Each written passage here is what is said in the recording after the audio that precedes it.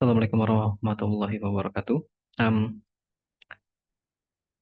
di video kali ini aku ingin coba sedikit sharing hal yang ya cukup trivia mungkin ya. Eh, Terkait dengan prediksi kapan akan terjadinya kiamat. Woy.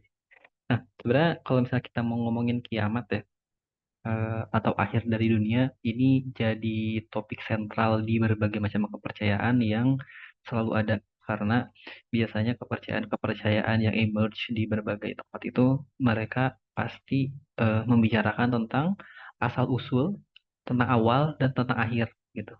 Asal-usul terciptanya manusia, asal-usul apa namanya dunia dan akhirnya kayak gimana dan dari berbagai macam kepercayaan itu biasanya ada dan bentuknya beda-beda ya yang apa namanya yang berkepercayaan banyak dewa gitu misalnya politeis biasanya apa namanya eh, kiamat itu ditandai dengan adanya peperangan para dewa dan sebagainya. Nah, sementara kalau misalnya di apa namanya eh, agama-agama kepercayaan-kepercayaan lain, ada yang memang di dunia itu dihancurkan, dihancurkan. Atau mungkin ada juga yang berpendapat bahwa memang eh, dunia ini looping ya. Jadi setelah hancur nanti dibentuk lagi jadi dunia yang baru dan akan muncul kehidupan lagi dan terus berulang.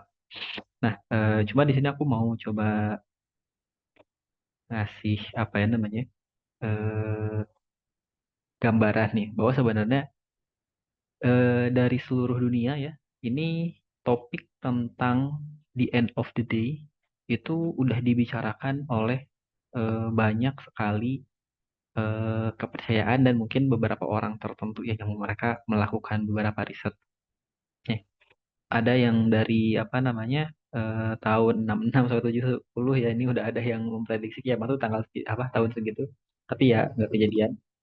Ada yang bahkan sampai detail ya tanggal 27 Mei 482 ya nggak kejadian juga dan banyak nih dari di awal milenium ada yang udah memprediksi apa abad ke-11 sampai 15 ya abad ke-16 ya banyak banget tuh nanti kalau misalnya kalian kepo ya ini bisa dilihat ini kebanyakan dari orang-orang yang memiliki kepercayaan tertentu sih memang ya dari buku-buku apa namanya buku-buku suci mereka gitu loh.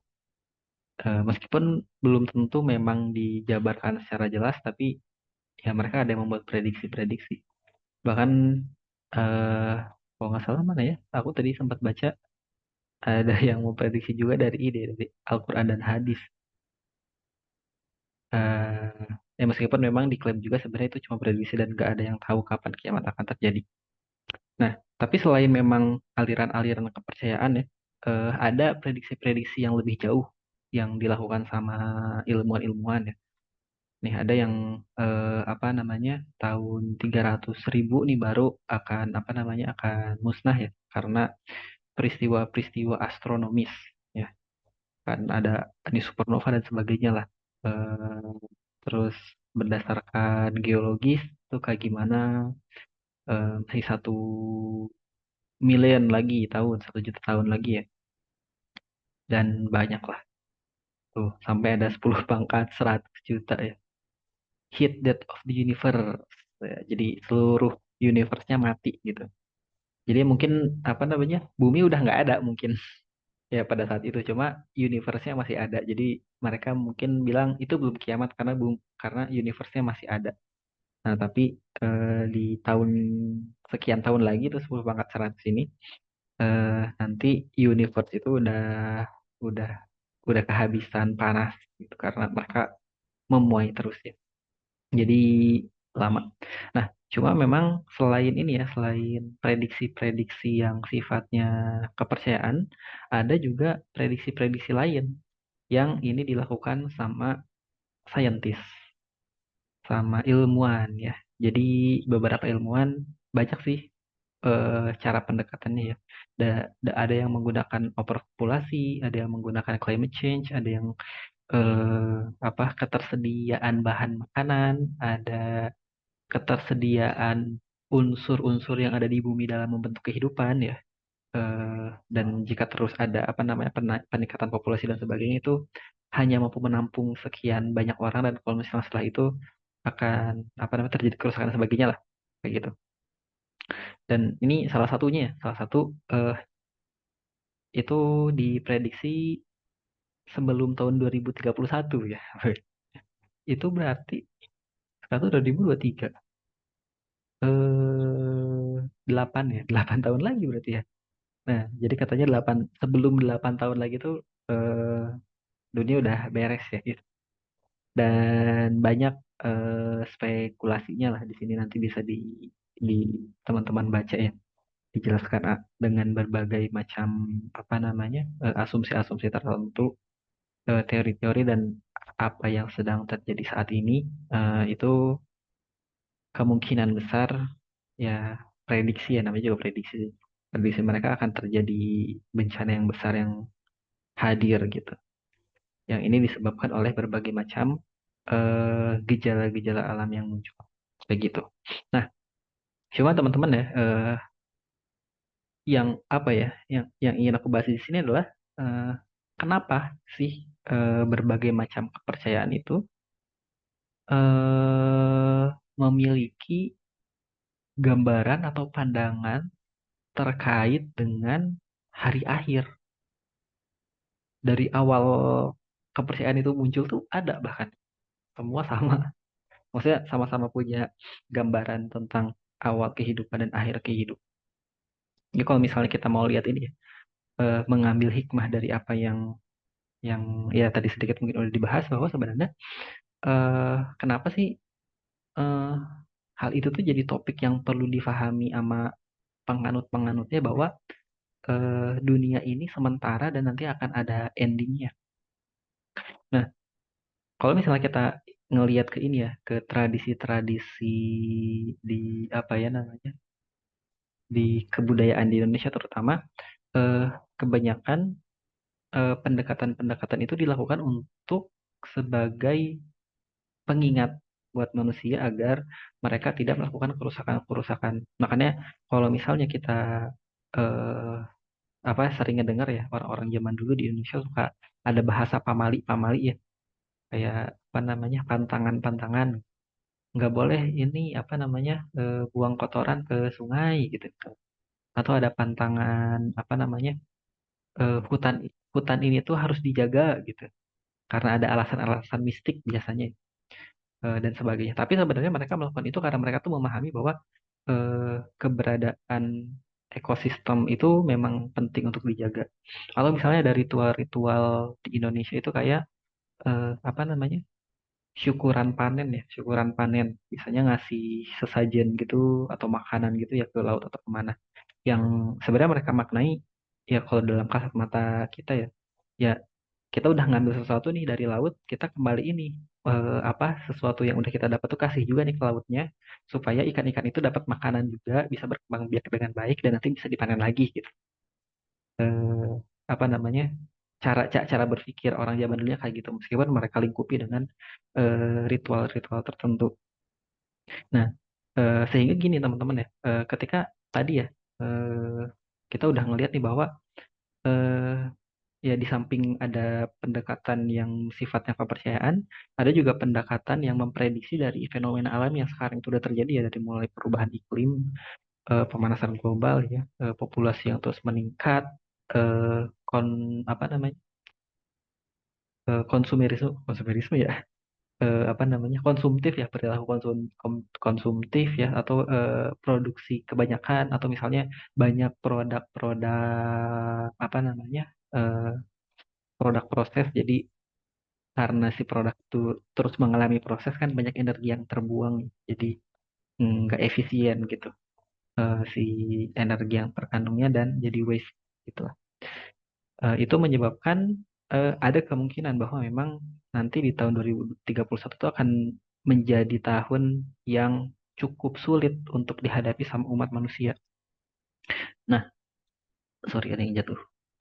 Nah, di sini sebenarnya kita bisa ngelihat ya bahwa dari fenomena yang terjadi, maksudnya kita ngelihat bahwa sebenarnya berbagai macam nasihat-nasihat terkait kiamat itu mengindikasikan kepada kita untuk apa namanya eh, menjaga bumi yang menjaga tempat tinggal kita gitu. Bahkan mungkin ini ya kita juga kayaknya nggak asing ya kalau ada ini salah satu hadis yang menyampaikan kalau misalnya besok kiamat dan kita apa namanya memegang biji kurma ya tanam gitu. Saking apa namanya kita diminta untuk benar-benar menjaga si bumi itu ketika besok kiamat. Ketika kita udah tahu besok tuh dunia akan berakhir, tetap diminta untuk dijaga gitu, diusahakan. Nah, cuma gini, eh, sayangnya ya teman-teman semua, aku coba buka ini beberapa web-web tafsir nih. Ya ini nggak asing lah. Aku rasa ketika kita baca Quran pasti ngelewatin ayat ini di awal-awal ya. Sesungguhnya mereka itu orang-orang yang berbuat kesalahan dan mereka tidak sadar. Ini sebenarnya merujuk ke apa namanya orang-orang munafik di Madinah kalau nggak salah ya. Tapi kalau misalnya kita coba baca ini ya, baca baca beberapa apa namanya tafsir-tafsirnya, ada hikmah yang bisa kita dapat di mana banyak orang-orang yang saat ini mereka eh, apa namanya merasa telah melakukan hal-hal yang benar, melakukan hal-hal yang baik, tapi sebenarnya mereka tidak menyadari bahwa tindakan-tindakan mereka itu adalah tindakan yang merusak. Ya, yang kalau dalam hal ini di ayat ini disampaikan bahwa hal-hal yang merusak itu adalah ketika kita melakukan kemaksiatan kepada Allah dan orang-orang itu nggak sadar mereka sedang melaksanakan kemaksiatan itu. Eh, dan mungkin termasuk kita juga ya. Dan apa namanya? Ketika kita ngomongin konsep apa ya melakukan kemaksiatan kepada Allah atau misalnya tidak mengikuti aturan-aturan yang Allah berikan kepada kita itu bukan hanya tentang kita menjadi orang yang banyak ibadah-ibadahnya aja gitu, bukan tentang orang yang rajin apa rajin infak sodako ya baca Quran apa namanya sholat gitu, tapi juga eh, kita turut turut membangun turut turut heal the world ya kalau kata Michael Jackson. Ya, dengan usaha-usaha kita yang non ritualistik. Nah, makanya ketika ada apa ya, beberapa orang-orang yang menyandingkan hal-hal yang itu cukup ritualistik tapi mengesampingkan aspek-aspek lain yang ternyata dia menyakiti bumi ini, bisa jadi mereka termasuk orang-orang yang mungkin kalau misalnya kita apa namanya tarik hikmah dari ayat ini bisa jadi merujuk juga tuh ke orang-orang yang kayak gitu. Gue dulu sempat nonton video tentang kritik terhadap beberapa pesantren-pesantren di Indonesia ya. Ya kritiknya banyak sebenarnya ke pesantren-pesantren di Indonesia kayak karena mayoritas pesantren-pesantren yang kebanyakan ya, yang mayoritas itu pesantren yang murah, gratis, terletak di tempat-tempat di pegunungan-pegunungan ya, tempat-tempat terpencil ya. Walaupun katanya sih biar lebih fokus untuk menghafal dan sebagainya. Eh, Cuma ya masalahnya itu ketika mereka ingin membuat apa namanya, membuat sebuah pesantren dan itu adalah sebuah langkah yang baik ya. Dan itu kan berkaitan banget kan, kental banget dengan unsur keagamaannya. Tapi mereka melakukan pembabatan area di sana. eh jadi ada limbah-limbah dari pesantren yang dibuang, mengganggu proses penyerapan air di gunung misalnya. Yang ini eh, agak bertentangan dengan eh, amanat yang di apa namanya yang diberikan kepada kita sebagai umat manusia untuk menjaga dunia ini gitu.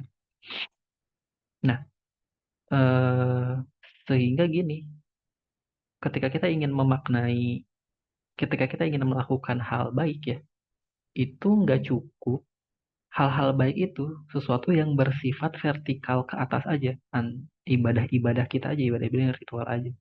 Tapi juga kita perlu untuk bekerja sama, ya ini mungkin berkaitan juga dengan yang kemarin, bekerja sama juga dengan ilmuwan-ilmuwan agar kita benar-benar bisa melaksanakan eh, apa namanya bentuk-bentuk keislaman kita secara tepat gitu.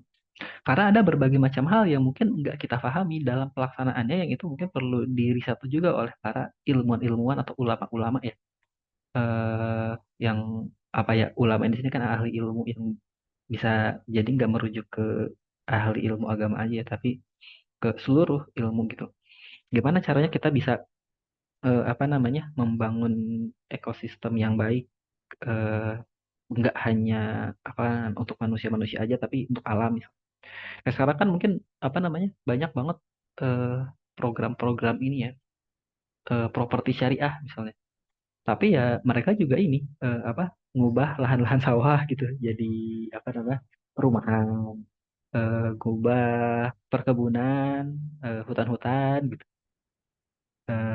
apa namanya, jadi perumahan. Ya meskipun memang akadnya syariah, ada masjidnya, tapi eh, apa namanya, dalam beberapa hal mereka juga ya mungkin ya melakukan kerusakan juga di tempat itu, karena mereka tidak memahami, karena mereka tidak menyadari bahwa ada aspek lain yang penting dijadikan sebagai parameter dalam berbuat baik itu untuk menyempurnakan kebaikannya gitu. Nggak cuma hanya membawa satu substansi aja. Makanya kita perlu melihat apa ya, agama Islam ini menjadi apa ya, hal yang menyeluruh. eh Kadang-kadang kan gini ya, banyak banyak apa namanya, kita suka dengar bahwa yang penting itu adalah apa namanya, ilmu-ilmu akhirat, ya ilmu-ilmu dunia itu tidak penting, dahulukan ilmu-ilmu akhirat gitu. Padahal sejauh yang aku pahami ya, nih mungkin koreksi aja, sejauh yang aku pahami di zaman Rasulullah juga kayaknya nggak ada pembagian antara ilmu akhirat dan ilmu dunia, karena semua ilmu itu datangnya dari Allah ya, baik ilmu yang bisa kita observe langsung di dunia atau ilmu-ilmu yang Allah kasih via nabi-nabi dan rasul ya untuk disampaikan kepada kita, yang itu sifatnya sesuatu hal yang nggak bisa kita indrai secara langsung gitu. Nah, dan keduanya harus harus kita cari gitu, harus kita integrasikan, harus kita peluk dalam beramal gitu ya, sehingga kita nggak nggak merasa ngelakuin hal yang baik tapi sebenarnya kita melakukan kerusakan. Nah makanya pada akhirnya bisa jadi gini ya, meskipun sekarang kan alhamdulillah itu umat muslim itu naik ya, dan bahkan ada beberapa prediksi-prediksi apa namanya, umat Islam itu akan menjadi agama terbesar itu di tahun sekian ya. Kalau nggak salah ada prediksinya sih, ini kita coba cari. Islamic population. Nah, tuh ya ada lah ya nih, bisa bisa nanti kalau digambar banyak nih tuh. Nah mungkin ini ya, oh ini nih, oh kalau ini di Eropa tuh, di Eropa nanti apa namanya, ini di mana, oh ini di Amerika ya, ini di Amerika tuh tahun 2030 itu nyalip tuh, nyalip Jews atau Yahudi ya, ya banyak lah ya, dan ini semakin tinggi. Nah tapi jangan sampai eh apa ya, bonus demografi kali ya, bonus demografi Islam itu justru jadi masalah, karena eh, kita masih mendikotomikan antara ilmu-ilmu yang sifatnya ketuhanan, atau yang ya mungkin yang biasanya disebut ada ilmu-ilmu akhirat, dan dipisah dengan ilmu dunia, padahal keduanya harus kita peluk gitu. Nah makanya nanti di ini ya, di diskusi kita eh, kita mungkin akan coba ya bahas, atau kita coba diskusi ya, diskusi sebenarnya permasalahan apa yang saat ini tuh memang sedang terjadi dan layak untuk kita perjuangkan untuk diselesaikan, atau jadi topik sentral nih, permasalahan yang penting banget nih untuk kita selesaikan di dunia ini. Dan nanti ya kalian bisa bisa eksplorasi aja, nggak cuma tentang persoalan-persoalan yang berkaitan dengan agama aja ya. Eh, yang mungkin ya banyak kan dari kita mungkin wah ini agamanya kurang bagus nih, makanya kita harus tekankan pemahaman agama. Ya itu sangat betul sekali gitu. Dan kita juga jangan lupa untuk menanamkan konsep keagamaan yang benar dan menyeluruh ya. Jangan sampai hanya mendikotomiskan dan hanya fokus di satu sisi aja, yang bisa jadi itu justru apa namanya, jadi jadi bencana di kemudian hari yang nggak kita sadari gitu. Ya nanti terus bertumpuk dan akhirnya di suatu titik dia jadi bom waktu bahwa kita apa ya namanya melakukan berbagai macam kesalahan karena mendikotomikan ilmu dalam Islam gitu dan hanya mensakralkan salah satu hal aja. Hmm, itu sih mungkin ya sedikit pengantar untuk diskusi nanti hari Minggu. Kalau misalnya ada salah silahkan dikoreksi aja. Kita sama-sama belajar. Dan kalau misalnya ada yang baiknya silahkan diambil. Dan sampai jumpa di hari Minggu nanti. Assalamualaikum warahmatullahi wabarakatuh.